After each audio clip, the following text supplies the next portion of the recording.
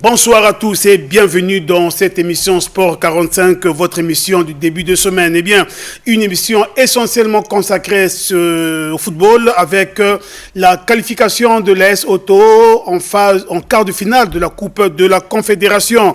Mesdames et messieurs, le représentant congolais a validé son ticket après sa victoire de 3-0 face à Stellenbosch de l'Afrique du Sud. Mesdames et messieurs, à l'étranger, eh bien, nous reviendrons sur la manita parisienne. Eh bien, le Paris Saint-Germain a écrasé l'Olympique de Marseille sur le score de 5-0. Là, nous sommes en Ligue 1. Enfin, une page noire dans cette émission, mesdames et messieurs, il s'agit du décès inopiné de Jean-Marie Okuna, ancien président de la Fédération congolaise de tennis de table et président de la commission marketing du côté du Comité national olympique et sportif congolais. En tout cas, il a tiré sa révérence le vendredi 6 février dernier. Voilà, mesdames et messieurs, pour l'ossature de Sport 45 de ce soir. Serge Désiré Kouboulokiana, il est de retour. Serge, bonsoir. Bello, Kisikila Bello, bonsoir. Bonsoir, Donald. Mesdames et messieurs, comme annoncé dans la vitrine de cette émission, nous ouvrons Sport 45 de ce soir. Nous allons partir du côté de la France, notamment en Ligue 1, 21e journée, avec bien évidemment la large victoire du Paris Saint-Germain sur l'Olympique de Marseille. Plus large victoire de l'histoire du classique. Alors, Bello Kisikela, victoire méritée pour les hommes de Luis Enrique. Je pense qu'un classique, lorsque vous donnez déjà un 5 à votre adversaire, je pense que la victoire est largement méritée, vu la physionomie de la rencontre aussi. Les Marseillais n'ont rien montré de la première à la dernière minute.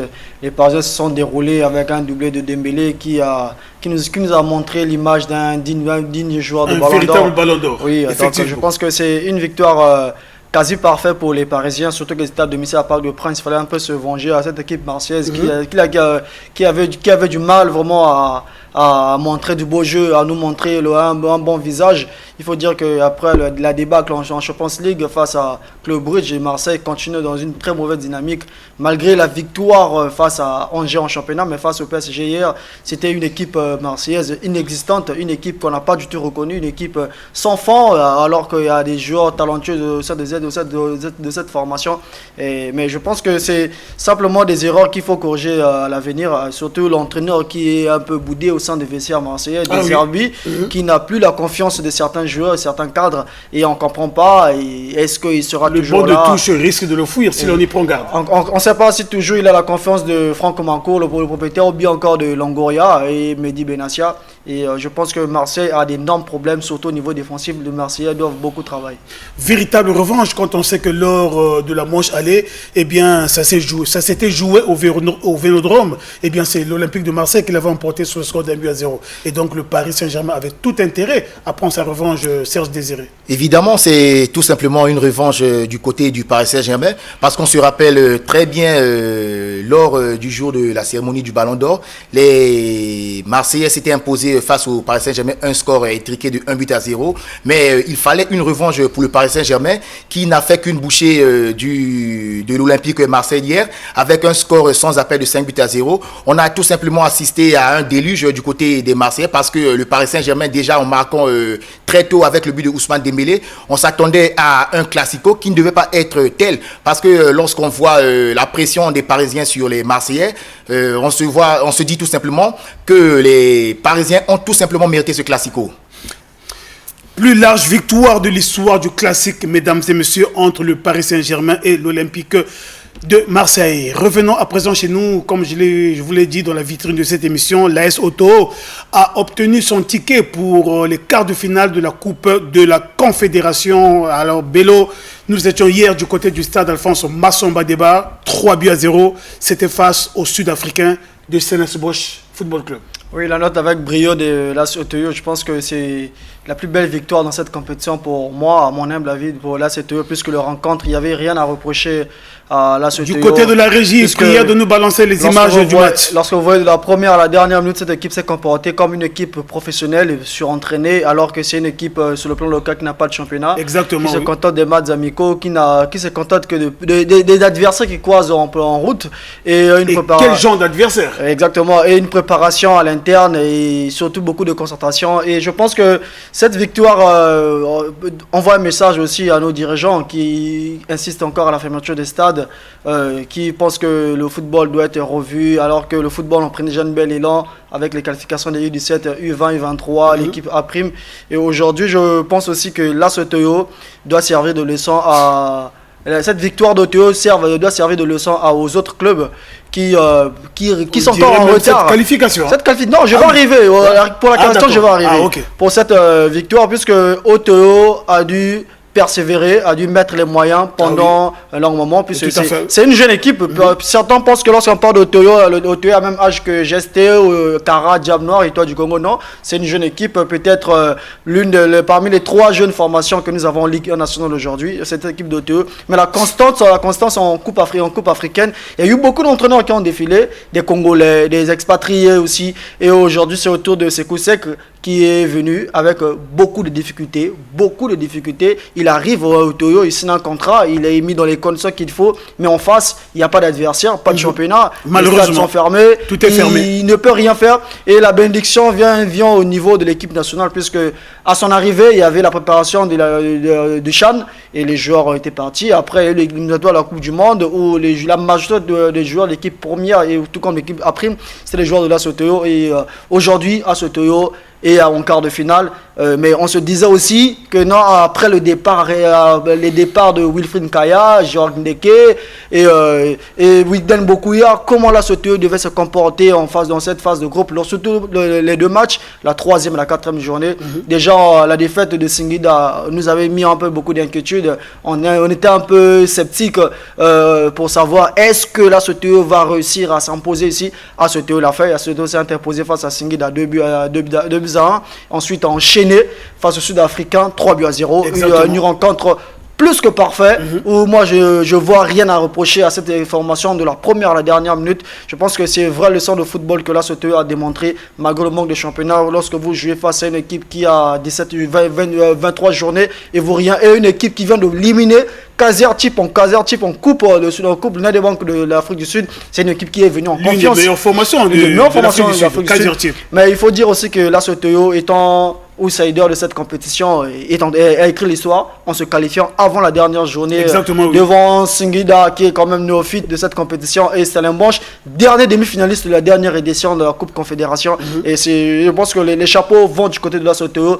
Ce que je demanderai aux dirigeants, c'est de capitaliser le maximum pour aller chercher une victoire encore du côté de l'Algérie, question d'éviter ce piège de jouer le quart de finale, le match retour à l'extérieur, parce que c'est toujours bien quand vous recevez le match retour à domicile que d'être reçu à l'extérieur pour l'AS-Otoyo.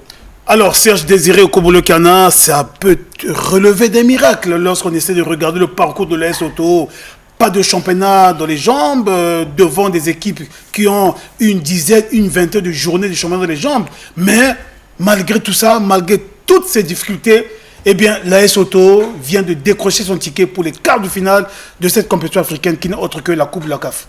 Oui, tout à fait. Vraiment, c'est un exploit vraiment à féliciter parce que lorsqu'on voit les conditions dans lesquelles cette équipe se prépare pour cette compétition, on se rend tout simplement compte qu'ils ont fait vraiment de l'impossible. Parce que déjà, ça fait pratiquement plus de 2 ans qu'il n'y a plus de championnat ici sur le territoire national. On voit combien de fois, comment est-ce qu'ils se préparent pour les matchs. On peut tout simplement dire qu'ils n'ont pas même de préparation parce que leurs adversaires directs sont les équipes avec lesquelles ils essaient de s'affronter pour essayer de jauger le niveau des équipes. Mais on peut tout simplement les féliciter parce qu'ils ont fait le 3-sur-3 à domicile. Ils ont battu tous les adversaires possibles. Le secret de cette compétition. Évidemment, ils ont battu tous ces matchs à domicile. Tout à fait. Et aller limiter les dégâts à l'extérieur. Donc aujourd'hui, on peut tout simplement dire que c'est une qualification historique pour l'AS-Otoyo parce que c'est pour une première qui sortent des phases de groupe pour la Coupe des Confédérations.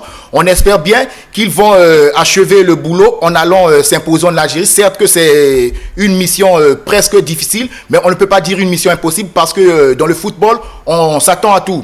Aujourd'hui, ils ont déjà eu à battre l'équipe algérienne à domicile 4-1. On espère qu'ils iront créer l'espoir à l'extérieur. C'est sur le signe de la revanche que cette équipe de Belouizdad recevra l'AS Oto. Non, pas signe. Après les 4-1 du match aller. Pas signe de revanche, on sait que non, le Maghreb ne reçoit pas souvent Otoyo, mais Otoyo va essayer de briser ce mythe, puisque Otoyo nous a prouvé que rien n'est impossible lorsque vous concentrez en conséquence et vous mettez les conditions qu'il faut à la place, puisque Otoyo avait vraiment des difficultés, il faut le rappeler, ni doter le financement de l'équipe et le soutien au début de la compétition de la CAF, l'équipe là sera en difficulté puisque l'équipe ne bénéficie. Voilà, là nous voyons déjà les buts qui ont été inscrits. L'équipe ne bénéficie aucun soutien de la part de l'État congolais jusqu'à présent, ce qui est déplorable, il faut aussi le dénoncer. C'est pas normal de voir une équipe, l'unique représentant congolais, être négligé à ce stade de la compétition, c'est vraiment inacceptable. Mais il faut dire que non, Asoto est en train de briser le mythe ligne après ligne. Déjà, c'est une équipe qui encaisse difficilement et qui marque beaucoup de buts. Déjà, là, Soto, elle a fait 9 buts marqués après 3 matchs ici à Brazzaville. C'est exceptionnel. Ce n'est jamais arrivé dans l'histoire du football congolais. Vous devez voir un club congolais en phase de groupe marquer 9 buts après 3 journées. Je vais vous rappeler quand même l'historique. Il y a 4 buts face à Belouizdad ici à Masamba Deba, 2 buts face à Singida à Masamba Deba et hier 3 face à Stellenbosch. Vous pouvez simplement comprendre que l'efficacité est énorme, mais on doit se poser des questions. Sans championnat, où l'équipe trouve-t-elle l'efficacité offensive, puisque c'est des choses qui arrivent à répétition lorsque vous jouez, vous avez beaucoup de sparring partenaires, mais l'Oto n'a pas ça. Mais il faut aussi parler de ce jeune qui est en pleine renaissance. Nzao Exaucé Pomi, ancien de Gesté, qui a fait le tour qui était quand même en Algérie avant de s'envoler du côté du Chypre, après un long moment d'absence, blessé pendant une année. Il est revenu en puissance. Il est revenu au pays pour permettre à Otoyo aujourd'hui d'être qualifié en marquant déjà un doublé face à Singida, donné la victoire à la Soto. Et hier encore, il a ouvert le score avant de sortir sur blessure. Et je pense que c'est une bénédiction qu'a cette équipe, puisque la star au sein de cette équipe s'appelle le président et l'entraîneur Sekou Sek, qui est en train de réaliser un miracle que personne ne s'y attendait aujourd'hui. Un véritable miracle. Ça, il faut le dire. On dit que le miracle, c'est seulement dans la religion, oui, mais au football aujourd'hui, on peut parler de miracle, puisque ce qu'il est en train de faire Otoyo, c'est exceptionnel, c'est magnifique. On peut que les applaudir. Aucune seconde de championnat dans les jambes, mais ça vous réussit quand même. Non, c'est un miracle. C'est incroyable, Donald. C'est difficile d'expliquer à un entraîneur que l'équipe qui vous a battu 3-0, et même les visiteurs, ceux qui n'ont pas de championnat. Exactement, puisque quand vous interviewez l'entraîneur du côté de Stellenbosch, pour vous dire que non, votre adversaire n'est pas en compétition. Il s'est dit non, vous êtes en train de me tromper. Il y a peut-être un secret au national où vous ne voulez pas vous livrer, mais il faut le reconnaître. Ils peuvent aller fouiller partout. L'équipe n'est pas en compétition. Le Congo n'est pas en compétition depuis 2 ans, puisqu'il y a fermeture des stades volontairement de la part du ministère des Sports. Ça, il faut le déplorer, puisque ce qu'Otoyo est en train de faire, il lui fallait de l'adversaire. Malheureusement, Otoyo est en train de prouver le contraire, qu'il faut laisser le football à ce que le mérite, laisser les enfants s'amuser. Et Otoyo est en train d'émerveiller toute la République. Nous espérons qu'à l'étape des quarts de finale, ce manque de championnat ne va pas peser. Oui, évidemment, on espère juste qu'ils vont maintenir le même dynamique aussi lors des quarts de finale, parce que aujourd'hui, on doit espérer que l'AS Otoyo aille s'imposer en Algérie pour que, comme Bello vient de le dire tout à l'heure, ils puissent s'attendre à jouer le match retour des quarts de finale à domicile. Là, au moins, ça pourra essayer de donner encore un plus à l'équipe pour pouvoir espérer la qualification, parce que lorsque on évolue à domicile pour le match retour, déjà ça donne encore un plus du côté des supporters pour booster encore le moral des joueurs et espérer une éventuelle qualification. Voilà, Nzao Exaucé, après donc son but, à la 37e minute, il a quitté les siens. Bello, tu as ces nouvelles, ça va mieux? Oui, ça va mieux. Du côté de l'infirmerie, ça va? Exactement, ça va. Je pense qu'il va effectuer le vol de déplacement du côté d'Alger. Et sa blessure, il s'est exprimé d'ailleurs en zone mixte après pour dire que non, la blessure, ça va. Il fallait juste un peu l'épargner pour le préserver pour la prochaine rencontre, puisque c'est l'étoile montante au sein de cette équipe de la Soto. C'est comme le joueur qui s'est démarqué après le départ de Bokuya, Widen, Wilfried Kaya. Il y avait ce jeune attaquant malien, Badiangou Diallo, qui aussi avait suivi une grosse blessure face à Singida. Mais il y avait encore Pomine Diaw qui sortait du banc de touche, ce joker pour nous marquer ce doublé et encore récidivé hier face au Sud-Africain de Stellenbosch. Je pense que cette équipe, c'est la cohésion, c'est le collectif qui règne vraiment au sein de cette équipe, puisqu'il y a du beau jeu, il y a la motivation, il y a l'envie de faire quelque chose. Exactement, Donald de Goma. Voilà, mesdames et messieurs, donc les buts de l'AS Auto, nous vous les rappelons, ont été inscrits par Exaucé Nzao à la 37e minute et un doublé de Koné, d'abord à la 42e minute et à la 78e minute. Eh bien, il est aux anges, il est comblé. Lui, c'est le technicien malien de cette équipe de l'AS Auto, Sec. Voilà. En tout cas, nous allons partir du côté de la conférence de presse d'après-match où Sekou Sek nous a livré ses impressions. Suivez-le. Je dirais bien bravo à nos jeunes, car avant le début de cette rencontre, on ne pouvait pas jurer qu'on allait gagner avec ces scores. C'était pas facile, puisque c'est une équipe qui joue le championnat toutes les semaines. Et nous, on est là, on s'entraîne seulement, on fait des petits matchs de gauche à droite. Et Dieu merci, les jeunes se sont battus, puisque je l'ai toujours dit, il ne faut pas qu'on se cache derrière qu'il n'y a pas de championnat, il n'y a pas de coupe. C'est vrai que ça peut nous handicaper, mais bon, on va faire avec. On s'entraîne, on a de bons préparateurs physiques. J'ai encore dans mon staff des gars vraiment qui ont la capacité à pouvoir tenir une équipe haut. Et vraiment, c'est quelque chose qui fait plaisir. Et on va continuer. Les jeunes ont accepté de souffrir là. Quand tu t'imagines, sous le soleil, on est là tous les jours à 13h, 14h, on s'entraîne. Déjà, c'est un gros sacrifice. Ils ont accepté, ils se sont battus, je les ai dit, sans un bon état d'esprit, on ne peut pas le faire. Il faut qu'on soit une équipe, qu'on ait les mêmes objectifs, on se batte ensemble, on se dise que la réussite de cette équipe va dépendre de moi. Tout le monde a ça dans sa tête, je pense qu'on ne va pas rester en marge. Comme vous l'avez remarqué dans notre équipe, il n'y a pas assez d'individualité, c'est le collectif qui marche. Quand tu regardes les buteurs, il y a beaucoup de buteurs différents, ça veut dire que tout le monde peut faire gagner cette équipe. Donc c'est de ça qu'il s'agit, on a travaillé sur ça et je pense que ça commence à faire fruit. D'abord c'est important de gagner, parce que si tu ne gagnes pas, tu ne peux pas espérer attendre le résultat de notre équipe. D'abord on gagne, c'est fait, et pour se qualifier en quart de finale, pour moi ça ne dépend de personne, ça ne dépend que de nous. Parce que quand on regarde, même si Sigida gagne, par exemple, il gagne contre les Algériens, leur qualification pour les quarts de finale va dépendre de notre résultat. Donc nous, notre qualification ne va pas dépendre d'eux. Déjà, ça fait plaisir de gagner. Ils sont battus, on a eu ce résultat qu'on voulait et on est très contents. Le point fort de cette équipe, mesdames et messieurs, comme l'a dit Bello tout à l'heure, comme l'a redit l'entraîneur de l'AS Auto, Sekou Sek, eh bien, Bello, c'est le collectif. C'est le collectif. Le football, avant tout, c'est ça, puisque c'est 11 contre 11, c'est pas 1 contre 11. Et Auto nous entend de nous montrer que non, lorsqu'on se prépare bien, on se met en condition, c'est le collectif. Et on cherche le facteur X pour nous démarquer, puisqu'il faut toujours un joueur qui va nous démarquer. Aujourd'hui, à ce joueur, c'est pas l'avant-centre, quand même, c'est un ailier polyvalent qui peut te faire un faux avant-centre. Et purement attaquant de couloir, très vite. On a tous connu Nzao ici à Brazzaville avec Gesté, il a émerveillé tout le monde.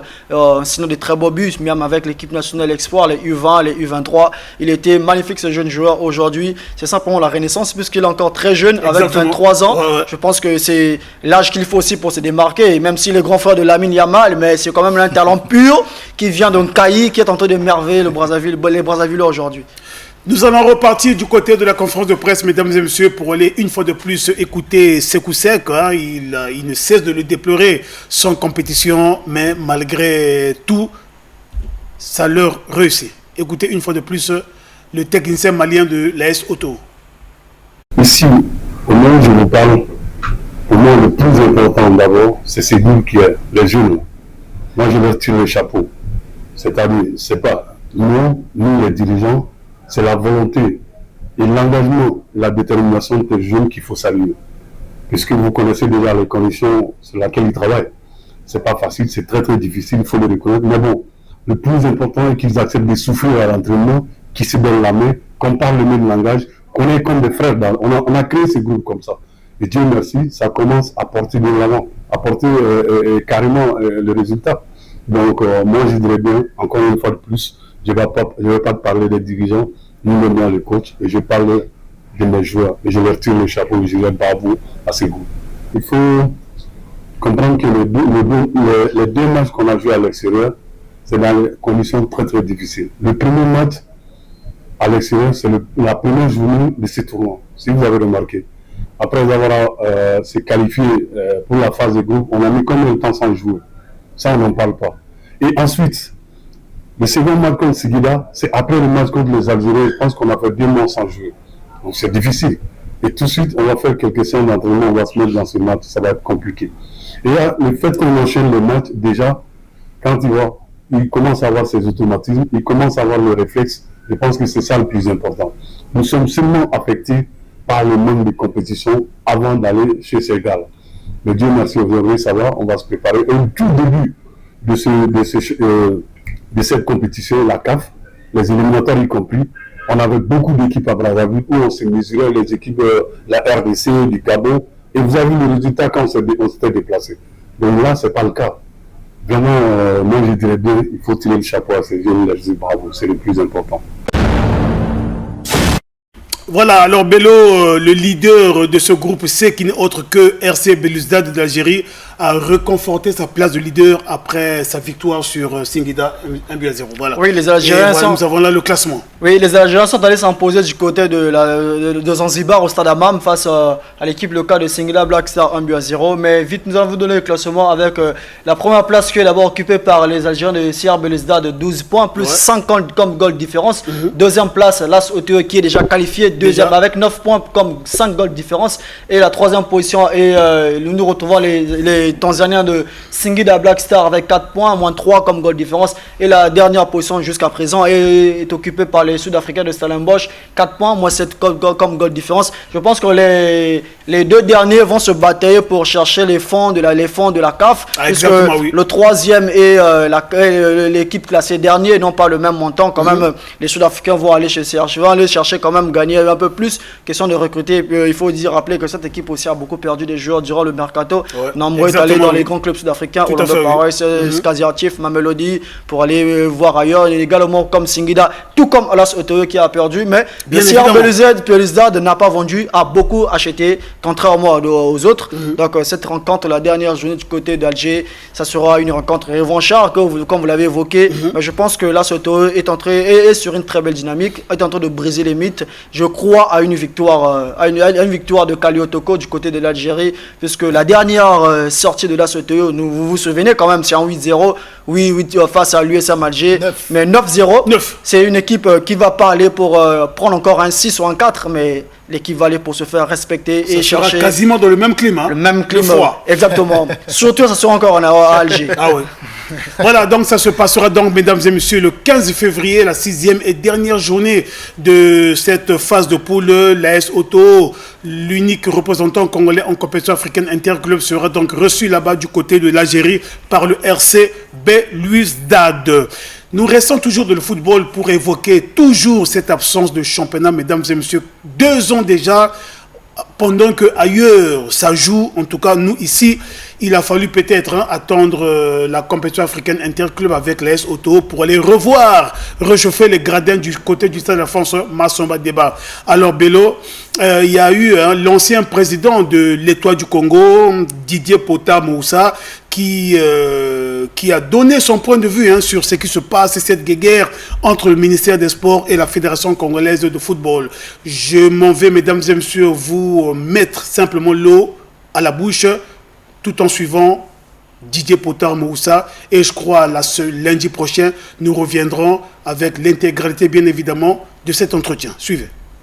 Je suis Didier Timoléon Pota Moussa. La crise actuelle n'a rien à voir avec le football. Chacun ne veut pas rester dans la limite de ses fonctions. Et en débordant, il y a un crash. L'article 37 de la même loi dit que les fédérations se gèrent de manière autonome, de manière indépendante. Le gouvernement, c'est-à-dire le ministère, n'est qu'un partenaire à la FECOFOOT. L'article 70 de ce document, le code 17.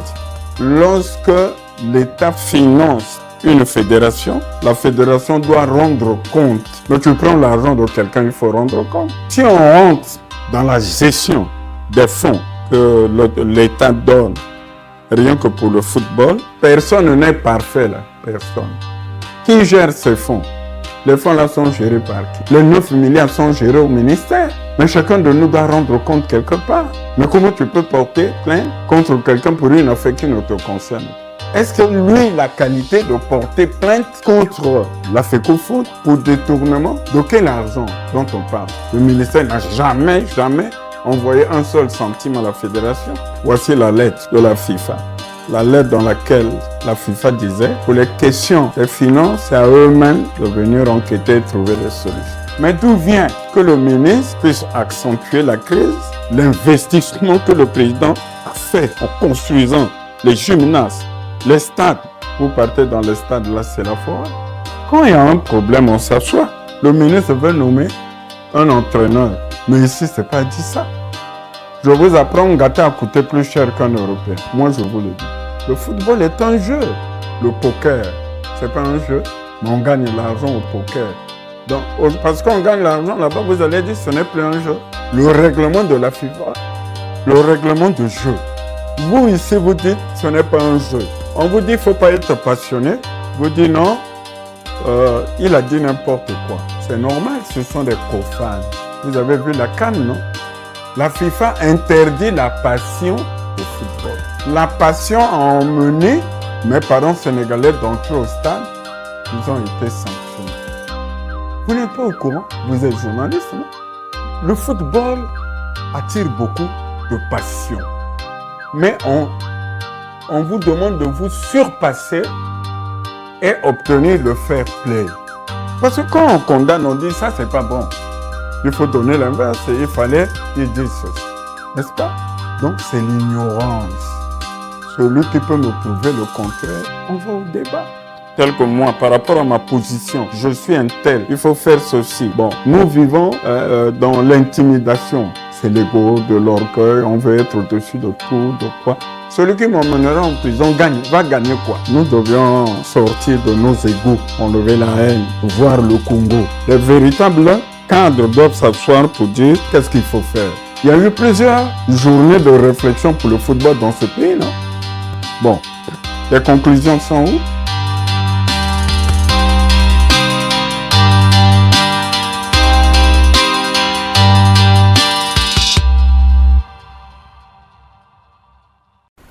Didier Potard Moussa, ancien président de l'Étoile du Congo, ancien président de la commission électorale du côté de la FECOFOOT. En tout cas, lundi prochain, mesdames et messieurs, nous y reviendrons en long et en large avec, bien évidemment, le débat. Eh bien, mesdames et messieurs, nous allons à présent parler du judo, un mot de judo dans cette émission, notamment avec la réouverture du judo club de Nkombo, de maître Ernest Mati Moumenge, alias Maître Nzoro, que je vous propose de suivre dans cette interview. Était donc à la caméra Haute-Varès d'Abira. Suivez. Que vous constatez, là nous sommes au judo club Kombo. Voilà, c'est un club qui existe depuis fort longtemps, depuis 2011 que le judo club Kombo existe.